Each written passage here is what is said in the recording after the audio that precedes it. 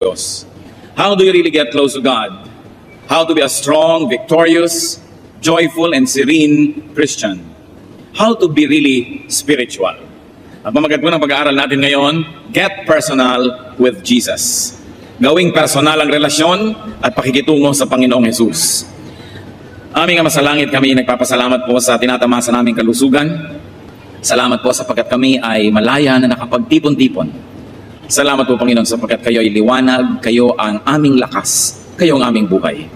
Mangusap po kayo sa amin, turuan nyo kami ng isang personal na relasyon sa inyo. Ipakita nyo sa amin ang dapat naming makita. At nawa, Panginoon, madagdagan man ang aming karunungan, magamit ito upang malapit kami sa inyo, upang lalo kami maging kawangis ng iyong anak na si Jesus, at lalo naman kami maging kalugod-lugod sa inyo. Bless us. Speak, O Father. Speak to your people. Lead us unto greater godliness. In the name of your Son, Jesus, we reject, rebuke, and drive away any presence of evil, and we frustrate any malicious plan against your holy assembly. We hide in the shadow of your love and protection, and we seek your light. Let your light shine upon us. In the name of Jesus, our Savior, we pray. Get personal with Jesus. Bakit po marami mga karanasan ng mga tao na religious experience, pero walang spiritual experience na kasama? Not everybody who goes to church actually gets a private audience with the Lord. Hindi ko mo ang isang tao ay relihiyoso o matagal nang may relihiyon sa kanyang buhay ay espiritual at banal na nga siya. What are the two modes of relating with God among many other spiritual modes? One of that is what we really see all the time, which is corporate. The corporate mode of relating with God. It is through the church or the assembly, through the congregation, through the fellowship.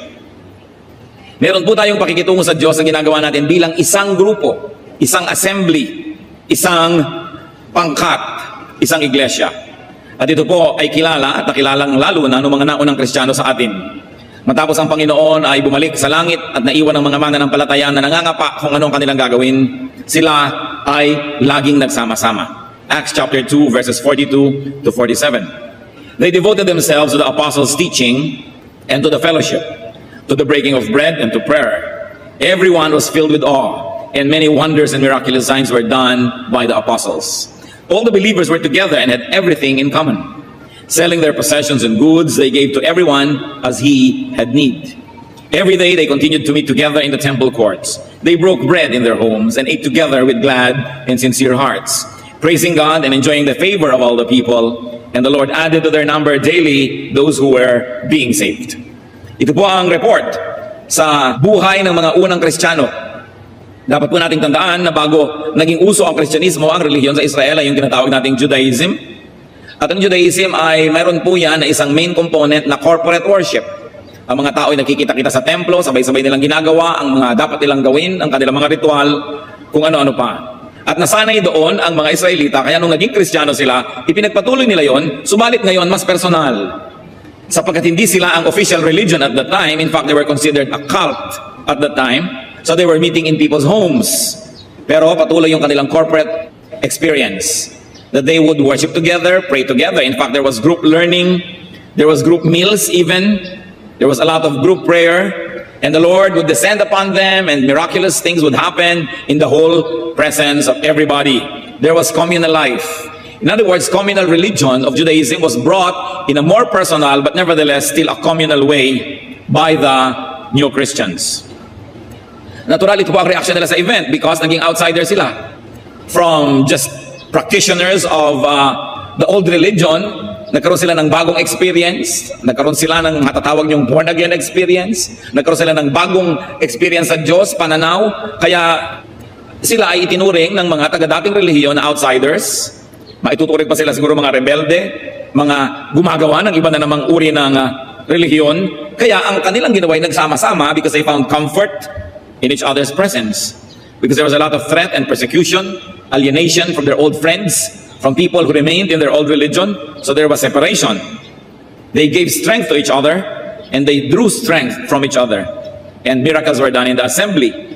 These miracles were the result of their unity, and at the same time, these miracles encouraged further unity.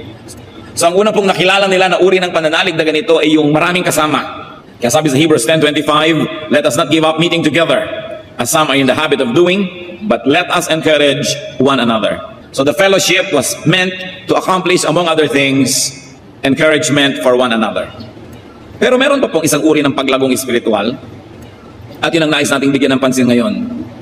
That aside from the corporate experience and the corporate activities, it is important for us to get personal with Jesus and to have a personal religion, a personal practice and development of spirituality. It is something that is between you and the Lord alone. Na hindi mo kailangan at dapat wala ng speaker, Bible study leader, walang usheret, walang mga kung ano-anong mga musician and singers and dancers, because it's between you and God. It is, and it must be prioritized alongside with corporate religious experience. And the Lord Jesus taught and modeled a very personal relationship with God. Mga kapatid, ito pong isang uri ng paglago ng Kristiyano na madalas ay napapabayaan. Halatang halata pag napapabayaan natin yung corporate or group experience. Absent ka sa church, alam. May mga churches, sa bulletin board yung pangalan mo, pag absent ka, tatawagan ka na agad, pupuntahan ka na, ba't ka absent? Alam na alam, kitang-kita. So pag nagpabaya ka dun sa yung corporate aspect of your faith, halata. Pero meron pong pagpapabaya na hindi laging hahalata, yun ay ang personal practice of your faith. A very personal one. Kasi walang magche-check sa'yo eh. Kayo lang ng Diyos na nag-uusap. Pero napakahalaga po nito. In fact, the Lord Jesus Christ taught about personal prayer. Very importantly, the Lord modeled it. Matthew 14:22-23, among other verses that talk about the same thing. Immediately, Jesus made the disciples get into the boat and go on ahead of him to the other side while he dismissed the crowd. After he had dismissed them, he went up on a mountainside by himself to pray. When evening came, he was there alone. Ang Panginoon po ay maraming public activities, pero ang dami din niyang private and personal activities, especially personal prayer. The Lord also modeled personal worship. Mark 14:35-36. Going a little farther, he fell to the ground and prayed, Abba, Father. And he said, so on and so forth. That by himself, the Lord would worship without the group, without the choir, without everybody else. And therefore, the Lord had personal fellowship with the Father. Napaka-personal. And there was also, obviously, personal study of and reflection on the Word. As we can glean in Luke 2:46-47, nung ang batang Jesus, 12 years old, talked with the scholars at the temple. After 3 days, they, meaning Mary and Joseph, found him in the temple courts, sitting among the teachers, listening to them and asking them questions. Everyone who heard him was amazed at his understanding and his answers. If the body of scholars was to symbolize the Word of God, the known and written Word of God, he was there alone studying such words through these men. Meron siyang pag-aaral na mag-isa, at marahil hindi lang yon, nagbabasa rin siya ng mga scripture mag-isa. The Lord also practiced personal fasting. Hindi ko malaman ngayon kung bakit hindi na makapag-fast ang mga churches, kung hindi grupo, kung hindi ang dami-dami, tambak-tambak, sabay-sabay mag-fast. But the Lord fasted privately. Luke 4:1-2, Jesus, full of the Holy Spirit, was led by the Spirit in the desert, where for 40 days he was tempted by the devil. He ate nothing during those days. The Lord also encouraged and taught about personal charities and good works. Matthew 6:3-4. But when you give to the needy, do not let your left hand know what your right hand is doing, so that your giving may be in secret. Then your Father who sees what is done in secret will reward you. Sabi niya, when you pray, go into your room. Pray by yourself.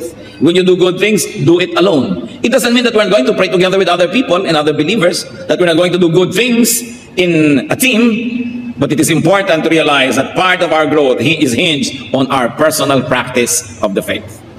Therefore, the Lord had a very personal religion and spirituality, one that even challenged the establishment and public morality. Sa sobrang development po ng personal spirituality ng Panginoon, meron siyang mga paninindigan na salungat pa nga doon sa paninindigan ng templo at sa itinuturo ng relihiyon po ng establishment. Kaya sabi niya sa Matthew 5:27-28, you have heard that it was said, do not commit adultery. Yun ay tinuturo ng temple. But I tell you that anyone who looks at a woman lustfully has already committed adultery with her in his heart. So it was a very personal spirituality that one can actually commit rape and adultery alone. Because when it happens inside your heart, it's very private and personal. It has already happened and done damage to your spirit. Very personal. Matthew 5:38-39. You have heard that it was said, eye for eye and tooth for tooth. But I tell you, do not resist an evil person. If someone strikes you on the right cheek, turn to him the other also. The official stand of the temple was eye for eye, tooth for tooth. Pero sabi niya, hindi yun.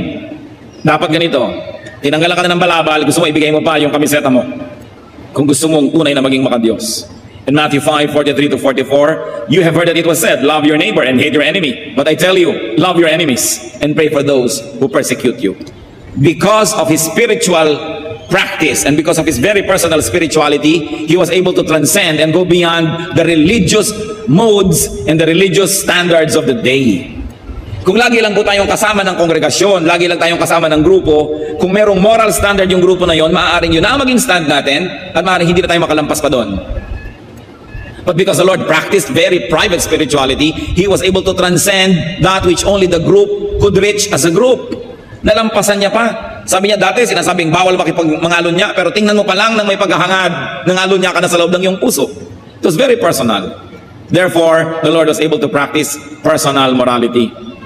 If we're going to base our morality only on what the crowd, what the throngs, or what the mob requires, it is possible that you will not go deeper. Hanggang doon lang yung hinihingi ng mga tao. Sa atin pong case, and basing it on the model and teachings of the Lord, how can we get personal with Jesus, with God? Kasabay at lampas sa ating corporate religiosity and spirituality, how can we be personal? Certainly we should develop, strengthen, pursue, and maintain personal prayer life, tulad ng Panginoon. Umaattend po siguro kayo ng prayer meetings. Siguro pag sa ating program, yumuko po tayo at manalangin, nakikiyuko tayo at nananalangin dahil yan ang ginagawa ng lahat. Pero nananalangin pa ba kayo kung mag-isa na lang? Kumusta? Sabi ng Panginoon sa Matthew 6:6, when you pray, go into your room, close the door, and pray to your Father who is unseen. Then your Father who sees what is done in secret will reward you. Napakasarap naman kung ikay magulang, bigla mong binuksan ang kwarto ng iyong anak at nabisto mo na ang ginagawa ng iyong anak in secret ay nananalangin. Pero kung biglang pinatay ang computer, biglang inilipat ang isang buton dahil meron palang pinupuntahan siyang hindi dapat puntahan dyan sa internet, yun ang ginagawa in secret. Ang ginagawa pala pag nakasara ang kwarto, nanonood ng kung ano-anong video hindi dapat panoorin, nagbabasa ng hindi dapat basahin, yun pala ang ginagawa in secret. Pero ang sabi ng Panginoon, when you want to pray, go into your room and pray in secret. Of course, this is a reaction to the exaggerated attention that the Israelites have given to public exercise of spirituality. That now they were doing it for the sake of what the public will see, no longer for the sake of what the Lord would see. Naging pakitang tao ang relihiyon. This is a reaction. Sabi Lord, you want to really earn points in heaven? You truly want to please God? Pray in private when no person can praise you, and you will not earn social points by being tagged as a religious person. That is a pure kind of prayer. So are we closing the door behind us and praying to our Father in secret? How is our personal prayer life? Gaano karami sa atin ang nakakahigit ng 20 minutos ng prayer sa isang araw kasama na ang panalangin sa pagkain? Remember the emphasis of the Lord, personal prayer. That's important if you will grow spiritually. And we must have personal worship. Pwede bang biglang binuksan mo naman ang pinto at nakita mo naman ang member ng iyong pamilya nagwo-worship kay Lord? Maybe singing to the Lord, maybe kneeling, maybe dancing to the Lord, praising God privately. Si Job had an example, chapter 1, verse 20. At this, Job got up and tore his robe and shaved his head. Then he fell to the ground in worship. Definitely he was alone because even his wife was torturing him.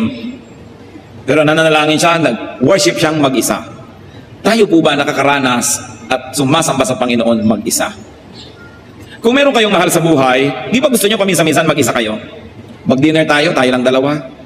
Magbakasyon tayo lang dalawa. Ayaw mo nang ang dami-dami kung sino-sinong nandyan, wala na kayong panahon para mapag-isa. Ganon din ang Panginoon, gusto niyang mapag-isa tayo, kasama niya. Hindi laging may tao, kasi pag may tao, himbas mag-worship ka, may kausap ka pa, nagkukwentuhan pa kayo. Meron pang oras ng worship, nagpapakitaan ng sing-sing. Nagpapakitaan ng kung ano-ano, nagkukwentuhan, naaagawang atensyon. We must have personal worship. And of course also, we must develop a very personal fellowship with God. Pakikipagniig. We need to be alone with God. Sabi nga sa Bible, itong mga taong ito had a very personal relationship with the Lord. Noah walked with God. Abraham was called God's friend. Moses spoke to God face to face.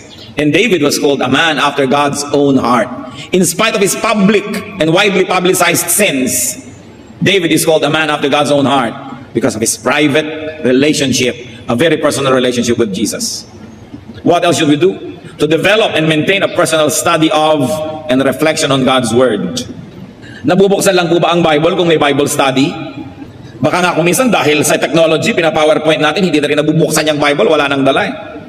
Paano kung minsan nasira ang ating gamit at sinabi natin, buksan nyo ang Bible, may dala pa ba kayo? O sobrang umasa na sa technology? Kaya yung mga iba, pagka magba-Bible study, pag binuksan mo yung Biblia, dikit-dikit ang mga pahina. Hindi man lang kasi nabubulat-lak ang Bibliyang ito. Ang tagal na ng Biblia, bagong-bago pa.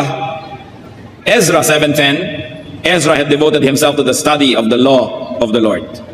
Mga kapatid, nabe-bless po tayo kung merong isang mag-aaral at pagkatapos tatayo dito at ibubunyag sa atin ang itinuro sa kanya ng Diyos habang nag-aaral siya.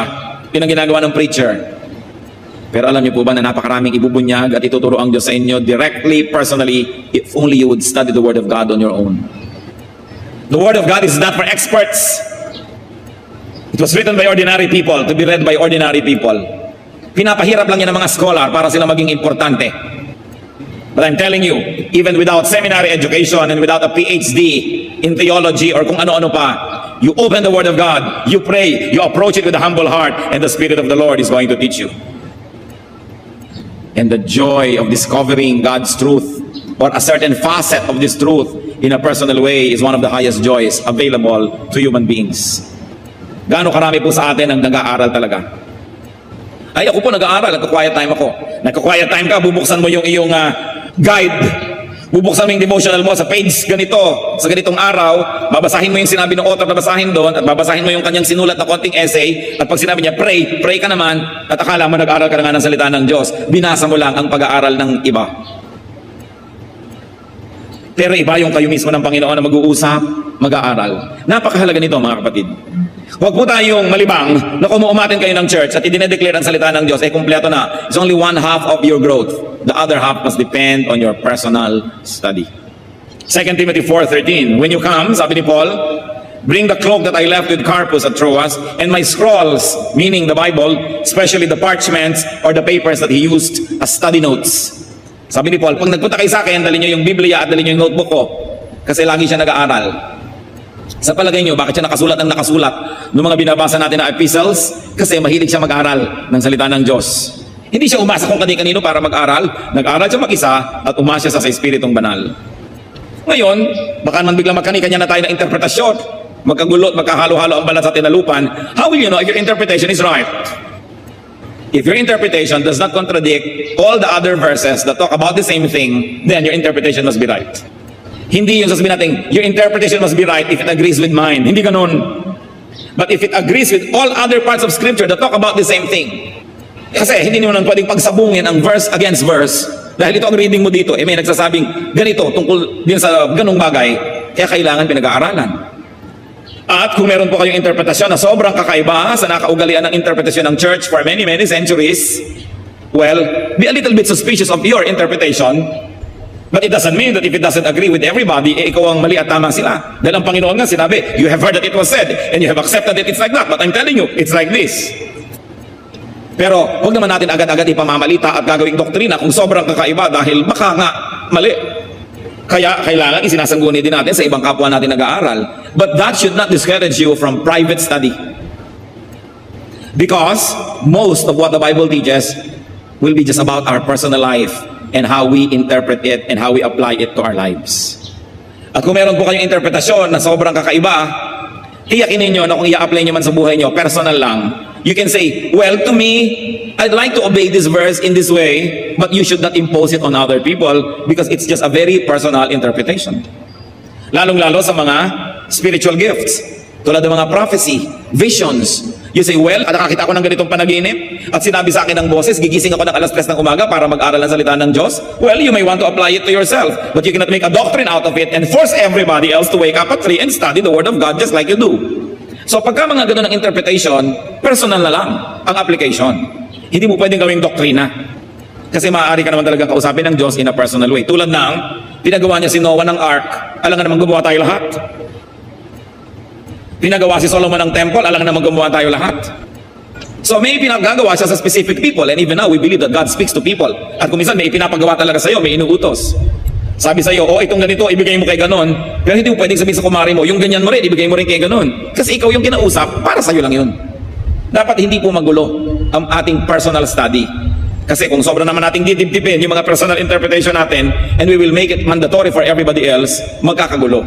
That's when you begin to consult the scholars and the so-called experts. But in your personal application, you don't need them. So long as your interpretation and your application will not contradict another verse that talks about the same thing, and will not be destructive to you and others, and will of course conform with soundness of mind. Kasi merong mga, ito po totoo, merong may vision ako, para daw ako maging humble, kailangan humiga ako dyan sa pintuan ng simbahan at lahat ng tao ay magpunas ng paa sa aking damit. May mga nangyaring ganon sa Amerika. Hindi naman yata consistent sa karakter ng God yun, na para ka maging humble, maging basahan ka doon sa pintuan. So baka sister naman, guni-guni mo lang yung interpretation mo. Kasi it goes against sound judgment. It goes against all logic that God would like to debase you and your personality just because God is teaching you to be humble. But don't let these issues prevent you from your personal study and reflection of God's Word. Also, we must practice personal fasting. When you are convinced and when your conscience tells you to. I cannot say, mag-fast ka. Kasi kung hindi naman tao sa iyong puso, baliwala rin yun. Pero anong sabi ni Lord tungkol sa fasting? Matthew 6, 16 to 18. When you fast, do not look somber as the hypocrites do. For they disfigure their faces to show men they are fasting. I tell you the truth, they have received their full reward. Pag napuri siya ng tao dahil nagpa-fast, yun na ang reward niya, yung puri ng tao. But when you fast, put oil on your head and wash your face, so that it will not be obvious to men that you are fasting, but only to your Father who is unseen. And your Father who sees what is done in secret will reward you. So a very personal fast. Now fasting may be physical, which means food, but more importantly, fasting should be spiritual. The denial of worldly and sinful nature. Sabi sa 1 Peter 2:11, dear friends, I urge you, as aliens and strangers in this world, to abstain from sinful desires which war against your soul. And that is a spiritual fast. Gusto-gusto ng katawan mo yung ganitong masamang kalayaw at hilig, then you deny yourself, that's a form of fasting. In fact, much higher, I think, than just fasting from physical food. Napakahalaga po na may personal fast. It doesn't always have to be a national fast. It doesn't always have to be a whole congregational fast, but a very personal one. Then we should develop personal charity and exercise of good works.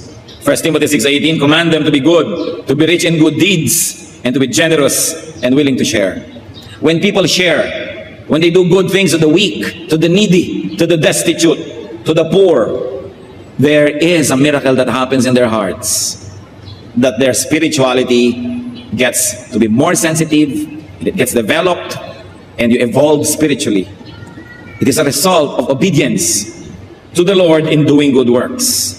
We've got to develop and practice personal religion, personal spirituality. James 1:27 is very explicit. Religion that God our Father accepts as pure and faultless is this: to look after orphans and widows in their distress, and to keep oneself from being polluted by the world. Pag meron po tayong taong nasabing, yan relihiyoso, ang tanong, meron ba siyang charities? Siyempre, the orphans and widows here are representatives of a certain class of people. People who are disempowered, people who are marginalized, people who are weak and cannot defend themselves. So any person who says, I'm spiritual, I'm Christian, tanong, meron ka bang ginagawang kabutihan para sa mga kapuspalad? At kung sasabihin, ako nga kapuspalad, ako dapat gawa ng mabuti. Surely you will be able to find someone who is weaker and poorer than you are. There will always be the richer and the poorer person, the stronger and the weaker one, no matter what your station in life is. So do you have charities? Kasi ito daw pala yung pure religion. Hindi yung fasting, hindi yung pagsali sa mga grand religious activities, kundi yung personal and quiet work for the needy, for the weak, for the destitute. And to keep oneself, personal, from being polluted by the world. Yung naninindigan ka na hindi ka marumihan ng sanlibutan, maging malinis ang iyong espiritu lagi na, personally, that is religion that is undefiled before God. And if we did all that, we will be able to develop personal morality. Yung very personal. Sometimes it is even against what the group considers acceptable and beyond what the group says to be right. So Genesis 39, 6-10, we witness Joseph, a very young man, a very healthy, athletic, handsome young man, being seduced by what must have been a very beautiful woman. Now Joseph was well built and handsome. And after a while, his master's wife took notice of Joseph and said, "Come to bed with me." Joseph was the master slave in the house of this Egyptian officer. And you know, Egyptian women, especially if they were wives of officers, they were always perfumed and manicured and pedicured and coiffed and beautified. Malayo-malayo pa lang, amoy lotus na sa dami ng pabango. But he refused. "With me in charge," he told her, "my master does not concern himself with anything in the house. Everything he owns, he has entrusted to my care. How then could I do such a wicked thing and sin against who? God." And though she spoke to Joseph day after day, he refused to go to bed with her or even be with her. Yan ang personal morality. How many of us will still be very highly moral if we were alone? Pag hindi mo nakasama si brother, si sister, si pastor, si elder, at tapos may nang-aakit pa sa'yo with the promise of secrecy because they were already inside the same house. And he practiced a very personal morality. Ito po mga kapatid ang dapat natin marating. At nangyayari lang ito with private practice of our faith. Kahit hindi kayo umabsent sa lahat ng church activities, when you do not pray privately, when you do not privately fast, when you do not privately study the Word of God and worship God and practice all these things, you will only be one half strong. And when the crowd is not there anymore, the fellowship is not there anymore, and you're by yourself, what will you do? What will you do if you're alone? When nobody would know, or if there is a promise of secrecy? Because what we are in those moments is what we really are. So while it is commendable to be an active and functioning church member, it is important to note that there is growth in fellowship with Christians, but there's also a brand of growth that's available only in aloneness and in our personal walk with Jesus Christ. So let's get personal with Jesus. Even judgment is going to be personal. Hindi ka haharap sa Panginoon na may mga kasama ka, isa-isa na huhukuman ang tao.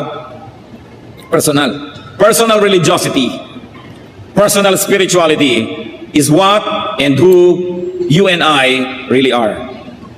Kung ano po tayo, pag nag-iisa lang, yun talaga tayo. In much the same way that nakedness is what and who you really are. That's why among the highly evolved arts, nakedness is not viewed as negative, because only when the body is naked do you really truly see the person. Kaya sa arts po, walang mali siya tungkol dyan sa naked body. In fact, the purity of nakedness is echoed even in Job 1:21. Naked I came from my mother's womb, and naked will I depart. So kahit naka-Amerikana ka o barong Tagalog nung ibinurol ka at totoo nung namatay ka at kung sa makabilang buhay ka, you were naked. 1 Timothy 6:7, "For we brought nothing into the world, and we can take nothing out of it, not even clothes." So merong nakedness sa ating spirit when we come to the world and when we leave it. You know what's wrong with clothes? Clothes hide the true person. Clothes cover reality, and clothes give a false identity. Baka naman mamaya magpaburol kayong walang damit, lalo magkaskandalo. Hindi itong pinag-uusapan natin. What do I mean? Ang isang hampas lupa, ugaling basahan na tao, bihisan mo na ang ganda-ganda, turuan mo ng deportment and courtesy, at marunong siyang magdala ng sarili, makakapangling lang na isa siyang marangal na tao. At isang kerangal-rangal na tao na hindi maka-afford ng magandang damit, gugago lang itong mga damit na pagkakamala nating walang kwentang tao dahil yun ang suit niya. Kaya yung nakedness that shows the true person is important. Magtataka ang marami, bakit si David nagsayaw siya before the Ark of the Covenant, before the Lord? Hinubad niya ang kanyang mga robes, at ang natira lang yung underwear niya na linen. Kaya na-scandalize ang wife niya. So niya, baboy mo, nagsayaw-sayaw ka doon, naka-briefs. Sapagkat ugali po nung araw ng mga slaves, when they dance before their masters, naka-undergarment lang sila.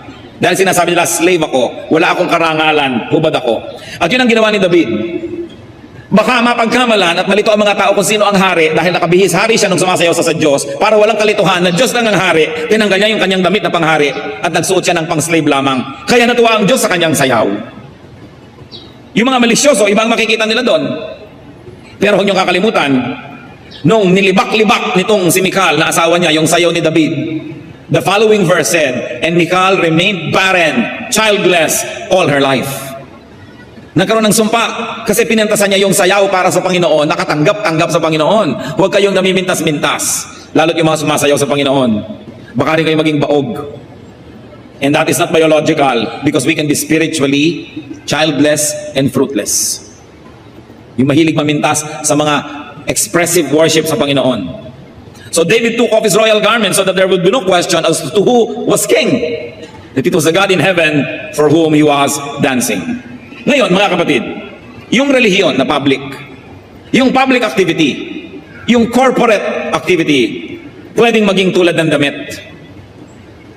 Outward and public practice of religion can be like clothes.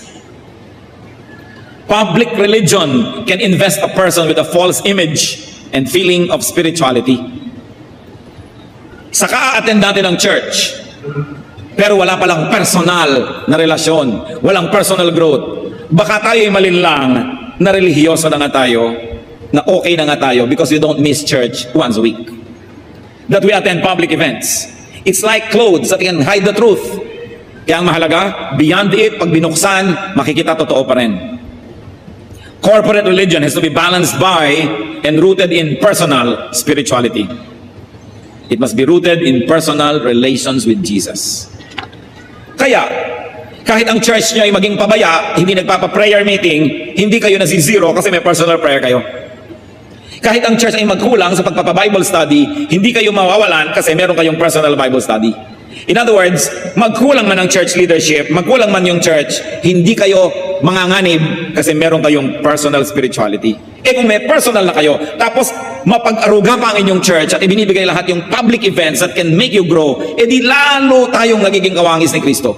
And God is able to change us from glory to glory. Pero tatandaan ninyo, your church can do with you and for you only one half of your growth. The other half, you have to do on your own, alone with the Lord. Kailangan may pananagutan. Ang bata, pakainin mo ng pakainin bago umalis patungong ng eskwela. Kung maghapon na hindi kakain at maglalaro lang na atupagin, hindi rin siya lulusog.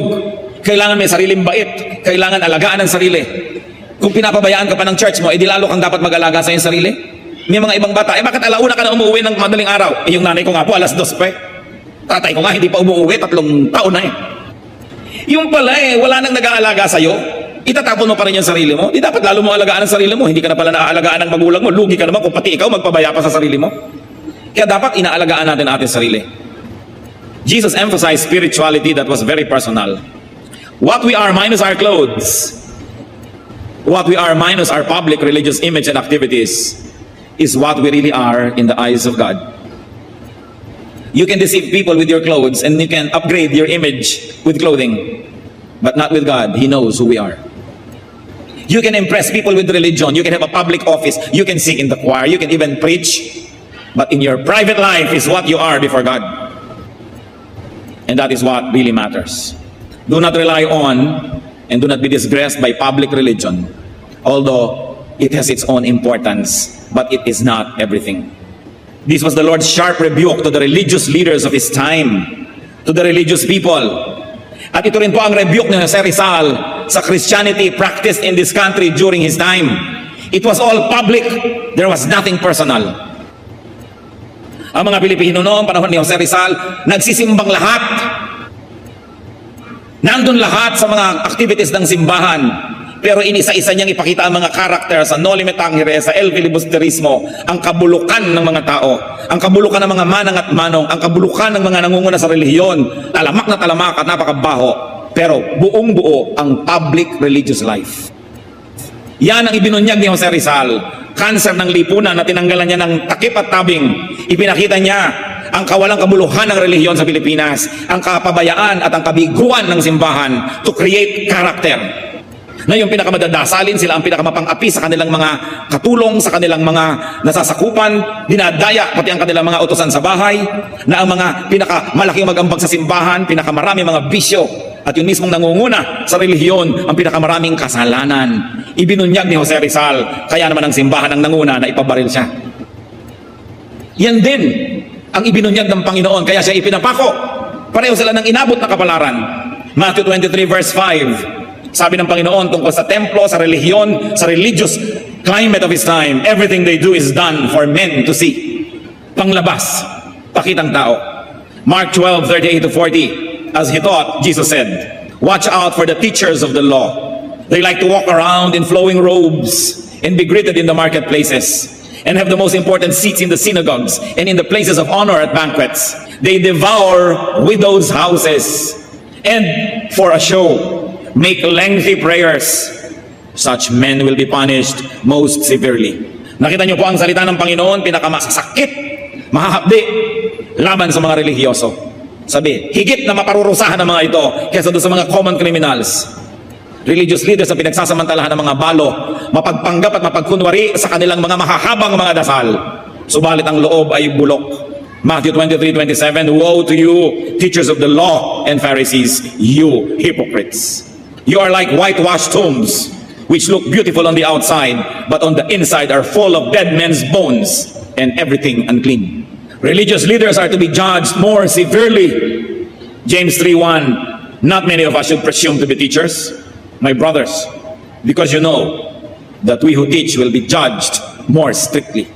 So napakahalaga ang maging totoo. At pag sobra po tayo na humaling sa public practice of our faith, we may be deluded into thinking that we have arrived, that we're all right. But it is really our personal spirituality that matters. So function in the context of Christian fellowship and family, but keep and prioritize your personal and intimate relations with Jesus. Have, exercise, and develop personal religion and spirituality. Gawin po natin, mga kapatid, na personal ito. Kung may naririnig tayo, ang itatanong natin, paano ko i-apply sa personal life ko? Napakadali sa atin na laging makinig ng salita ng Diyos, pero magbingi-bingihan naman at hindi ito sundin. Napakadali sa mga Kristiyano na hindi niya check ang kanyang pride, yung yabang, yung rebelliousness, and the lying spirit. Napakaraming mga Kristiyanong mga sinungaling, mga mandaraya, sa kapwa pa naman kapatid. Mag-iingat po kayo. Maraming nakikiattend ng church, naghahanap lang ng mapaprospect para utangan o bentahan ng kung ano-ano. Kung minsan nagtatagumpay sila, nakakarating sa matataas na offices in the church. Nagiging leader ng ganito, leader ng ganon. Kaya sinasabi natin, mga members, kung ang mga teacher nyo, mga leader, ay inuutang-utangan kayo, dinadaan-daanan kayo sa iyak-iyak at kung ano-ano, at magtitiwala kayo, suriin nyo muna, ipagtanong nyo muna. Kasi kadalasan yung mahilig mang ganyan. May record talaga yan, maraming nakakalam. But of course naman, church leadership tries to be decent and not destroy people's reputation. Pero magtatanong-tanong kayo dahil hindi tinotolerate ng church yan. Yung minsan, yung mga iba, nagkakaroon sila ng matataas na posisyon dahil talagang sinadya nila yun, nagpakasakit ng mga 2-3 taon, nagpapadama lang pala, at kung meron na ng ating pagtitiwala, ay saka sumasalakay. So dapat tayong maingat. Ganyan ang sinabi ng Panginoon, you devour widows' houses. You don't only devour the widows' houses, but many religious leaders devour the widows. Sometimes, even religious leaders devour the youth. Pinagsasamantalahan ng mga young people. Kunwari ay magre-retreat, magka-camp, kunwari ay may overnight fellowship, yun pala sinasalakay at pinagsasamantalahan ng innocence ng mga kabataan. Susuriin nyo lalong-lalo ang mga youth leaders na ipagtitiwalaan nyo ng inyong mga anak na mga inosente, sapagkat, ang sabi sa Bible, there are wolves dressed as lambs who are mingling with the people of God. May mga youth leader na sila ang sex molesters. Pinagtitiwalaan ninyo, yun pala sila ang sumisira sa inyong mga anak. Kaya dapat tayong masuri, madalanginin, sapagkat maraming mga huwad maging sa loob ng iglesia. Alam lahat yan ng Diyos. Pero tayo kasi mga tao, ang ganda-ganda naman, laging naka-close neck siya, may dalang malaking King James Bible, magtitiwala ka na agad. Kasi sinasabi natin, it's not only what you see in public. That's why we should pray for discernment, that we should be able to feel in our heart what kind of heart the other person has. Huwag kayong magpapadala sa nakikita nyo lamang. Si Balagtas mismo sinabi, pag ang isinalubong sa inyong pagdating ay maamong mukha at may pakitang giliw, ihanda na raw ang inyong gagamitin sapagkat ay kaaway na lihim. Pag masyadong magiliw, masyadong sister, brother, bago kayo magtiwala, suriin muna. And there are people who have complete control over their lacrimal glands. They can cry on cue. At kung naawa na kayo, natangay na ang inyong hikaw at pulseras, sapagkat marami nandadaya sa pangalan ng Diyos. nagsasamantala sa pangalan ng relihiyon. It is important to develop personal relations with God and personal spirituality. Out of that, you can make your personal moral stands that can govern your life. Romans 14:22. So whatever you believe about these things, keep between yourself and God. How far more can you be personal? Sabi, keep it between yourself and God. And apply it as you would and as you are accountable to God. Blessed is the man who does not condemn himself by what he approves. And of course, you're talking about conscience. Sundin ang konsyensya. Yung konsyensya na nakababad sa salita ng Diyos. Yung konsyensyang nakaayon sa kalooban ng Diyos. Kumusta po ang ating personal prayer? Personal devotions. Personal Bible study. Personal works of charity and goodness to people. Kumusta ang ating personal worship? Ang ating personal life. This is where we are bare. Kaya po yung oblation sa UP nakahubad. Siyempre, noong mga 1930s, pinagtalunan pa kung lalagyan ng konting takip na dahon o hindi. Nanaig ang mga conservative, nilagyan ng konting dahon. Pero ang original concept noon wala. Because the oblation of UP is naked, looking up to heaven, saying, God, I am naked, clothe me with knowledge. We are all naked before God. We cannot hide anything. Hindi kayo lalago sa inaasahan at niloloob ng Diyos kung ito lang pagtitipon natin ang aasahan ninyo. Kailangan may sarili kayong pagsisikap, sariling personal na relasyon sa Diyos. Kaya kung may kulang pa tayo dito, yun ang pupuno. Napakahalaga. Aming Diyos, salamat, interesado kayo sa amin. Salamat po na kahit ang dami-dami namin, kaya niyong makipag-personal relationship with each one of us. Salamat po, pinapahalagahan niyo kami that you want to be personal with us. Ituro mo sa amin, Lord, to be more personal with you. Ano bang ibig sabihin nun? Paano ba namin gagawin? At sa mga gumagawa na nito na nakakaunawa ng binabanggit mula sa pulpitong ito, salamat at ibinuyanyag at inihayag nyo na sa kanila yung kagalakan na nagmumula sa private worship, private prayer. Nawa kung meron pang hindi nakakaunawa nito, Panginoon, hindi pa gumagawa, maging hamon ng sandaling ito upang ito'y simulan. Mga kapatid, manalangin tayo ng matahimik, mataimtim. If you have already discovered the glory, the beauty, the joy of personal relations with God, personal worship, prayer, study, thank God. And develop it even more. Hindi nyo kayang ubusan at ubusin ng Diyos. Habang handa kayong lumalim at tumaas, handa siyang samahan kayo. At doon pa sa mga hindi na-develop ito, manalangin ngayon, humingi kayo sa Panginoon ng kapangyarihan na gawin ito. At magpasya to develop your personal reading, prayer, worship, your personal acts of goodness, your secret charities. That's what God loves. So be with the Lord. And let the Lord give you personal, very personal messages in some moments of silence.